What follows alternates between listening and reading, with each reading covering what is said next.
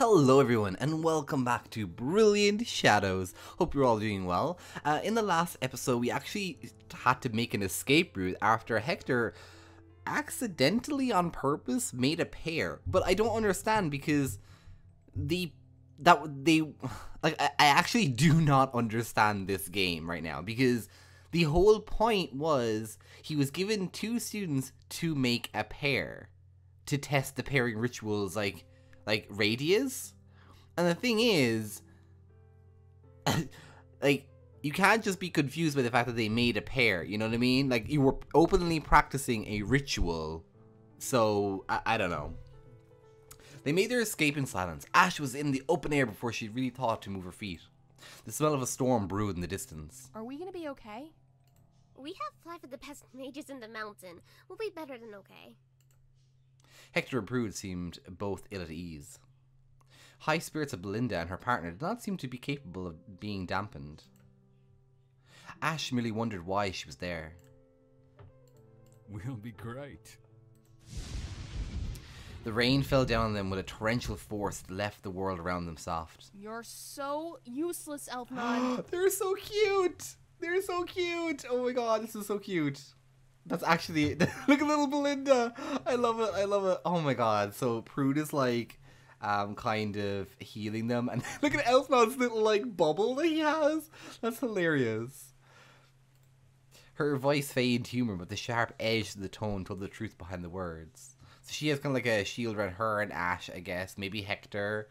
Oh no, not even Ash. Oh wow. So she's just helping Hector, which is a bit.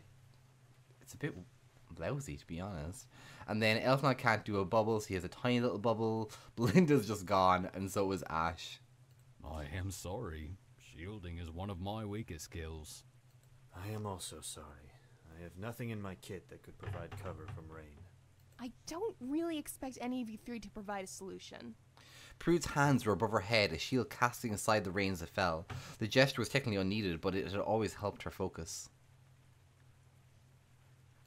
Unless... Ash, do you think you could grow an oak?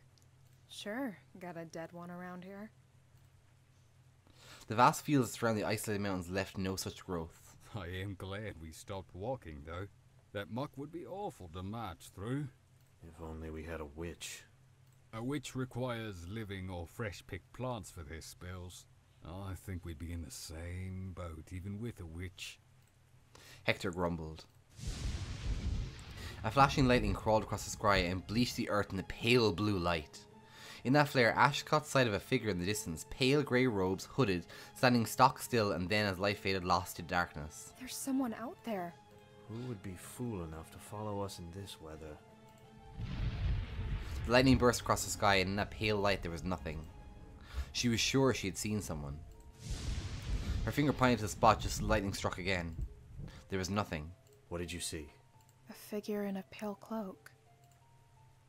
The group stared out in the darkness. Okay, I'm thinking that maybe it's like a young mage whose partner was lost to an accident or something like that, and that's how they became like a grey mage, maybe? Hector shifted. His eyes betrayed the fear he hid from his face. He drew a strange sword and offered it to Prude. She took it without word. We move. Oh, what about the mud? We will have to deal with it. You can't be serious. Elfman took in a deep breath, and a small burst of white wrung out from his body. Ash's fatigue faded slightly. Wow, already learning to heal? It's not much, but it'll help us last the night. I wish I had a dead horse. Without that, the group began to march, the dry patch quickly growing thick with mud behind them. Okay, so it's daytime. The sun had crawled high into the sky, and the ground was still thick with mud, but their feet no longer sank so deeply.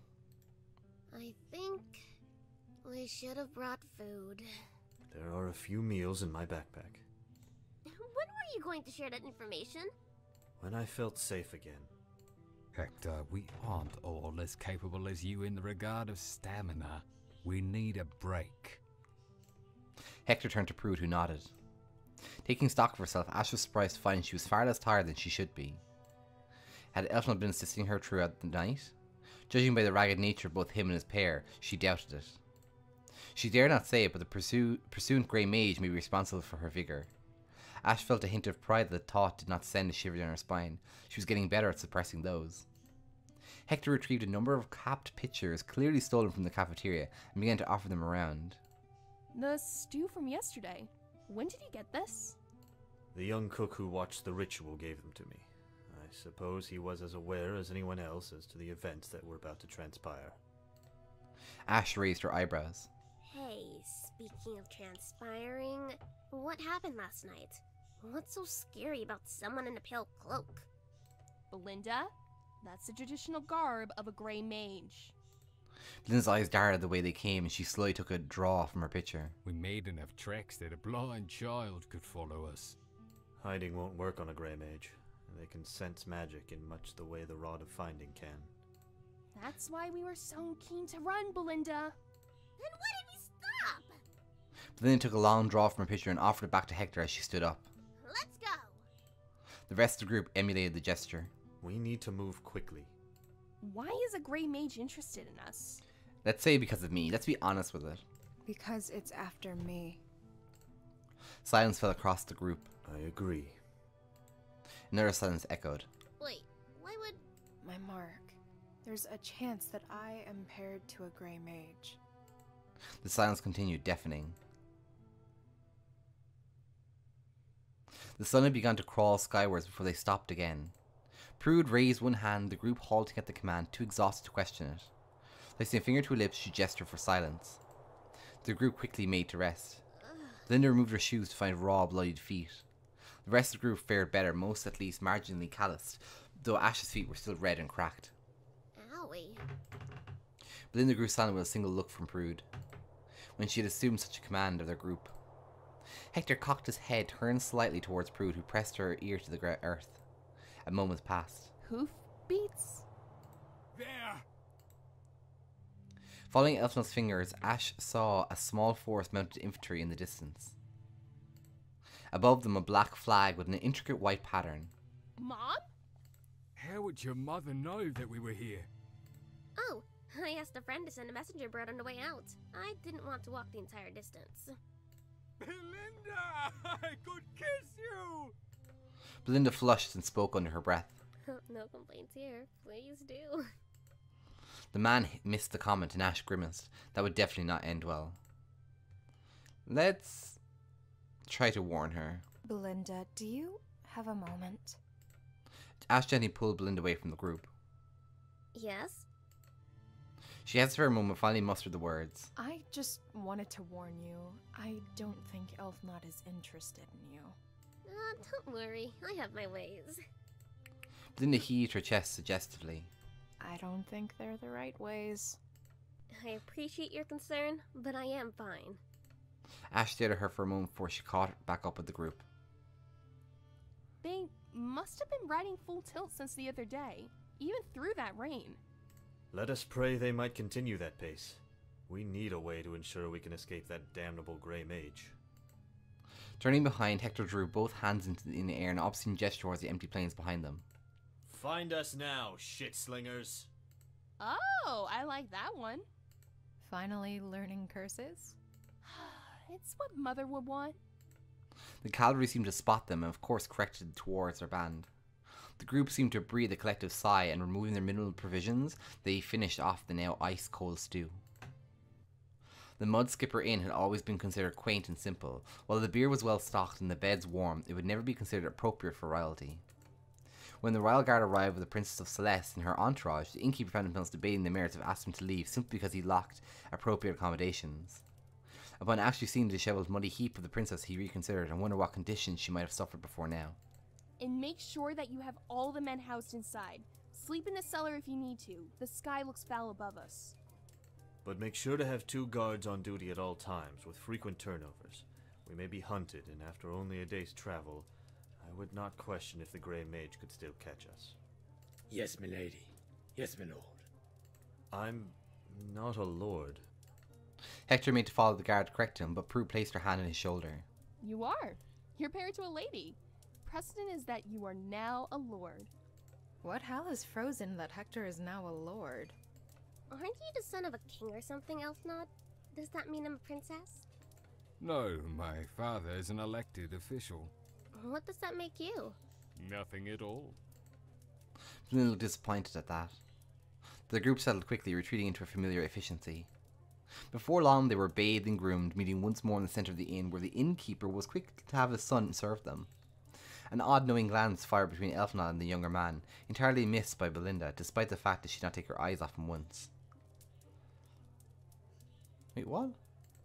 Warm bread and tall glasses of mead slowly filled their bellies and left the group in a particular chipper mood. Throwing you out of school won't mean war or anything, correct? Hardly. There's an unfortunately large amount of precedent for expelling princesses. Milady, the king asked that we send a message back upon your arrival to a safe place. Would you be so kind as to write something for her? Of course. I'll be right back. Prue walked away and Hector turned to Ash. Are you a lady, Veronica? No. My mother was a servant, and shortly after I turned 3, I became the princess's playmate. And don't call me that. What is Karud's father like? I never knew. He died before she was even born. Ah, then the queen remarried? No, the king is Prude's mother. So the king was once a woman? No, she's still a woman. So it's a title then? Yes, exactly. Then, would that make Prudence a prince? And would it, under the circumstances that we were to wed, make me a princess? I don't think that's quite how it works. Imagine Hector as a princess. Princess Hector! I think it suits you better than the title of head. I agree. I look forward to the marriage. Hector did not respond, instead retreating into the thought. Before any further jokes could be had at his expense, Prue returned. She looked at her pair, still deep in thought. Oh no, what did you get into his head? Prudence, I am afraid I cannot marry you. While I do not mind being a princess, I simply cannot handle any excess of pink. And I find dresses far too restrictive of movement. What? Hector opened his mouth to explain, but Prue interrupted him with a finger to his lips. She kissed him on the forehead and sat across his lap. Don't try to explain. I prefer to keep your inner workings a mystery. Ash felt a twang of jealousy as the two grew close, but for once it was not specific to a lust for Prude.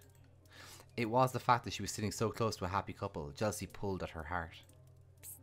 Belinda elbowed Ash and beckoned from her to lean down, where she whispered into Ash's ear.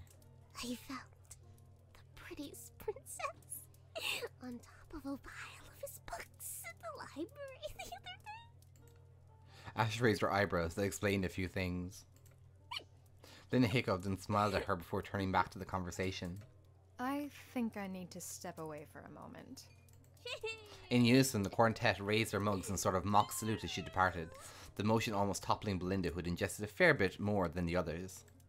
Some called alcohol liquid courage. Ash hoped Belinda did not find enough to make a fool of herself to Elfnod. Ash led herself out the front door and watched her breath curl outwards in a white fog as she let out a sigh. The night was far colder than the last two had followed them here. Fortune had favoured them that they could find shelter from the chill. Ash's eyes turned upwards towards the dancing snowflakes, fluttering like a sea of shooting stars in the reflection of the inn's lamps. Beautiful. She spent a time in the night's silence, appreciating the beauty, when the significance of the world around her finally dawned. Silence. Given the number of men that were with them, and the fact that they should still be busy stabling horses, the silence was an anomaly. A horse still in the saddle began to walk slowly past, dripping down to chew at a patch of sparse vegetation. In the distance she saw a figure in a pale cloak. No. Fear held her still for a moment before the hot blood of panic drove her to move. Running back inside, Ash found her companions asleep in the den of the inn, nestled in a motley assortment of the furniture which surrounded the hearth. The warmth struck her with a wave of exhaustion, the cold had edged back. She had not let it consume her. Wake up. Wake up. Hector and Prue were on their feet with a swift and practiced ease, both in battle stances, Hector's left hand a knot of black energy. Elfna fell out of his seat with Belinda falling shortly after. The Grey Mage found us. The guards are gone. Nonsense, the men are just... He paused as he cocked his head. Could he hear the silence from in here? He hadn't noticed the hoofbeats earlier. The squashed the thought as he reached from his pack, still at his side. We need to get to the horses. They should be in the stables. We must move quickly. The guard opened the door, kneeled over, a blackened ooze began to pour from his opened mouth. Hector drew his sword, handing his pack to Prudence. Run! I will hold it off. No, we're not doing that. We're gonna stand tall, we're gonna face this thing, and we're gonna get to the end of this thing. Either you're our pair, or you're not. Let's do this. Like hell you will. Ash didn't even give Hector a chance to register her words, grabbing his cloak from behind and dragging him past her. She freed the sword from his hand in a swift flourish and hefted it. The balance was perfect, it was light and suited her. She couldn't help but wonder from her heartbeat why Heck would have found a sword like this. Ash! No. This is my demon to face. This is my battle to fight. Take Prude and get out of here. Ash turned away from him. Keep her safe. Oh guys, I'm gonna end it there. Thank you so much for watching. It's been a complete pleasure. I love you guys. Have an amazing day and goodbye.